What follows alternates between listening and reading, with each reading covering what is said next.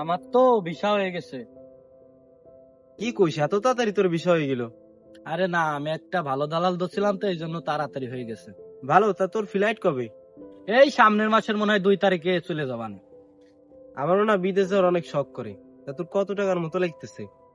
এই 8-10 লাখ টাকার মতনই লাগতেছে। এত টাকা লাগতেছে? তা বিদেশ যাই তুই কি কাজ করবি? রেস্টুরেন্টে কাজ করবো, মাসে মনে হয় আমার 1 লাখ টাকা আসবে। 1 লাখ টাকা বেতন তোর? হ। তোর কপালটাই তো ভালো। আমার কপালে আর বিদেশ নাই। আমার বাপের যদি টাকা দেখতো তাহলে কত আগেই আমার বিদেশ পাঠাই দিত। তা তুই বিদেশ যায় আমাদের কথা কি ভুলে যাবেন নাকি? আরে না, তোরা তো আমার ছোটবেলার বন্ধু, তোকে কি আমি বলতে পারি? কত মানুষ আছে টাকা হওয়ার পরে পিছনের দিনগুলো ভুলে যায়। আমি কি সবার মতন নাকি? তোদেরকে কখনো বলবো না। আচ্ছা বন্ধু, যাই, আরো অনেককে বলতে হবে, তা তোর সাথে পরে কথা বলবো না। বলো যা।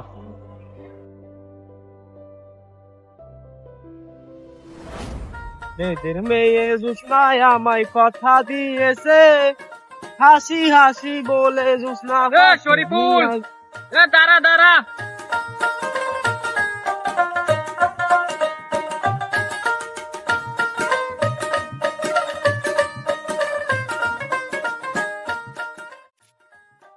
কি হয়েছে? কই যাইতেছিস? এই পশ্চিম মাঠে যাইতেছিলাম পিএসকু বাবার। কি রে, কি শুনলাম তুই নাকি বিদেশ যাবি? চাইছিলাম যাইতে, তা টাকা লাগবে প্রায় 8-10 লাখ টাকার মতো। কি কইস, বিদেশ যাইতে এত টাকা লাগে নাকি? ওই যে হাবিবুল্লাহ গেল, ওর প্রায় 8-10 লাখ টাকার মতো লাগছে। আরে ওইসব কথা ভুয়া, তুই বিদেশ যাবি নাকি তাই বল। আমি বিদেশ যাব, আমার কাছে তো এত টাকা নাই। তোর 8-10 লাখ টাকা লাগবেন না। আমার এক আত্মীয় বিদেশেতে বাড়ি আইছে, তা ওর কাছে ভালো করে ভিসা আছে। তা শুনলাম তুই নাকি বিদেশ যাবি, তাই তোর কাছে শুনতে আসলাম। বিদেশ যাওয়ারও তো শখ করে, শখ করলে কি আর যাওয়া যায়? টাকারও তো দরকার আছে। শোন, আমি তোর ভাই বেরাদার না। হ্যাঁ। তোর বেশি টাকা লাগবেন না, তুই 3-4 লাখ টাকার মতো জোগাড় করতে পারবেন না? 3-4 লাখ টাকা দিয়ে কি কোনোদিন বিদেশ যাওয়া যায়? তুই আমার সাথে ফাজলামি করতেছিস তাই না? কেন, আমি তোর সাথে ফাজলামি করবো কিসের জন্য? এই যে তুই কইতেছিস যে 3-4 লাখ টাকার মতো জোগাড় কর, বিদেশ নিয়ে যাবানি, এটা ফাজলামি ছাড়া আর কি? আমি তোরা সিরিয়াসলি বলতেছি, তুই যদি যাস তাহলে আমারে বল। এ তুই সত্যি কইতেছিস? আরে হ, সত্যি। তাইলে আমি যাব, টাকা পয়সার কোনো সমস্যা নাই, যেমনে হোক আমি টাকা পয়সা ব্যবস্থা করবানি। আচ্ছা ঠিক আছে, তুই টাকার ব্যবস্থা কর, আমি তো যাওয়ার ব্যবস্থা করতেছি। আর শোন, টাকার ব্যবস্থা একটু তাড়াতাড়ি করিস। তুই চিন্তা করিস না, আমি যেমনে পারি যত তাড়াতাড়ি পারি টাকার ব্যবস্থা করবানি। ঠিক আছে, তুই মাঠে যাইতেছিলি যা, এ বিষয়ে আমি তোর পরে জানাইতেছি। ঠিক আছে। আচ্ছা যা।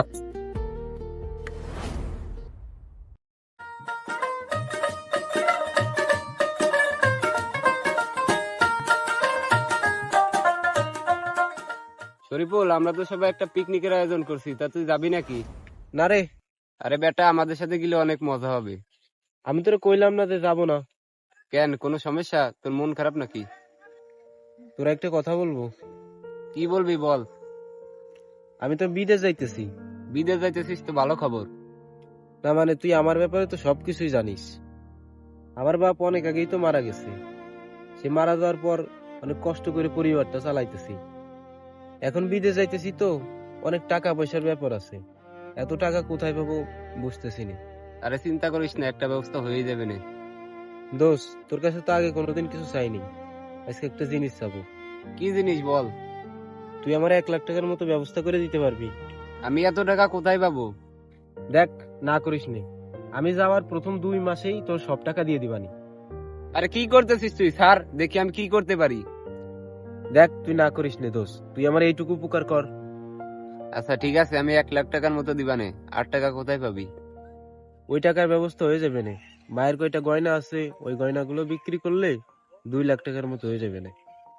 আর একটা কিস্তি উঠবানি, তাইলে হয়ে যাবে না। যা করিস ভাবে করিস, দালালের হাতে কিন্তু পড়িস নে। আরে না। তাহলে বিকেলে টাকাগুলো দিবানে। আচ্ছা ঠিক আছে। কিরে, হঠাৎ করে আমার কাছে? তোর কি কোনো সমস্যা নাকি?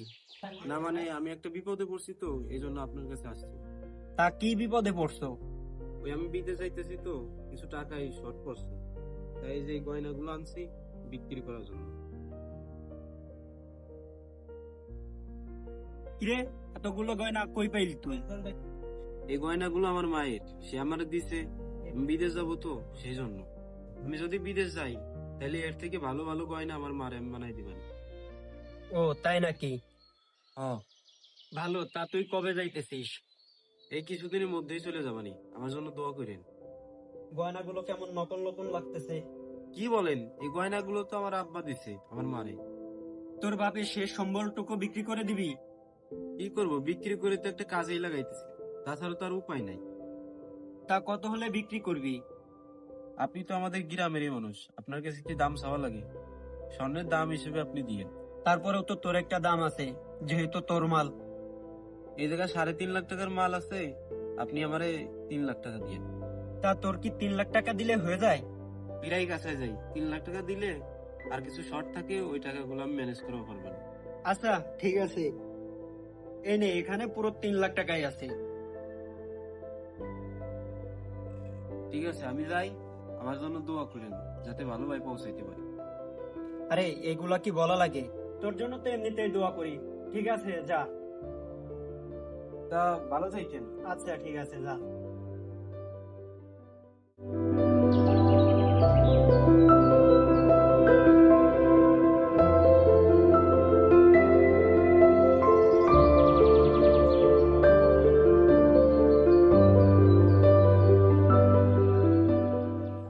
এই যে অনেক কষ্ট করে এই টাকাগুলো ব্যবস্থা করছি। আচ্ছা ঠিক আছে, তোর বিষয়টাও রেডি করে ফেলছি। তা আবার ফ্লাইট কবে? তুই 2-1 দিনের ভিতরে চলে যেতে পারবি না। তোরা যে কি বলে ধন্যবাদ দেবো আমি বুঝতেছি না। আরে তোর জন্য যদি এইটুকু না করতে পারি তাহলে কি হয়? আমারও অনেক দিনের ইচ্ছা ছিল যে বিদেশ যাবো, তাই ইচ্ছাটাতে এইভাবে পূরণ হবে কখনো ভাবতে পারি নাই, তা আবার এত কম টাকায়। আরে যা কিছু হয় আল্লাহর ইচ্ছাতেই হয়, আমি তো ছিলাম মাত্র। তুই ঠিকই কইছিস, আমার মা কত কষ্ট করছে। আমি যদি বিদেশ যাই তাহলে আমার মারে আর কোনোদিন আমি কষ্ট করতে দিব না। ঠিক আছে, তোর মারে তুই সুখে রাখিস। আর একটা কাজ করিস, ওইখানে যা যা নিবি তাই তাই আগেতেই রেডি করে রাখিস। কোনো সমস্যা নাই, আমি সবকিছুই গুছাই রাখবানি। তা তোর কাগজপাতিগুলো দেখতে হবে ঠিকঠাক আছে নাকি, তা না হলে আবার ঝামেলা হয়ে যাবে। তুই দরকার হলে আরো ভালো ভাই দেখিস, তার জন্য কোনো সমস্যা না হয়। আচ্ছা ঠিক আছে, তাহলে তুই বাড়িতে যা, আমি তোর সন্ধ্যা সব কিছু জানাইছি। আচ্ছা তাহলে যা।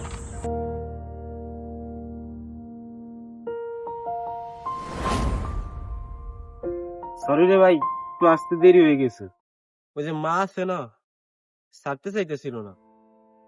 মা তো। ঠিক আছে, কোনো সমস্যা নাই। তাহলে চল, আবার ফ্লাইটের সময় হয়ে যাবে না তো। আয়। এই শরীফুল শোন, তো সবকিছুই শুনবানি গাড়ির ভিতর থেকে, এখন চল। শোন, তোর বিষয়টা না আমি করতে পারি নাই। এই যে আবার ফাইজলামি করা শুরু করে দিছিস। ফাইজলামি করিস না তো, চল তো। আমি কোনো ফাইজলামি করতেছি না। সত্যি আমি যার কাছে পাঠাইতে চাইছিলাম সে আমার কোনো আত্মীয় না। আমি ফেসবুকে একটা বিজ্ঞাপন দেখছিলাম, সেই জায়গায় 4-5 লাখ টাকা বিদেশ নিতেছে। তা মনে করলাম তুই তো বিদেশ যাবি, তাই তোর কথাটা বলছিলাম। আর কালকে যখন টাকাটা দিলাম তখন তাদেরকে আর ফোনে পাচ্ছি না। তোর কোনো আত্মীয় না? না।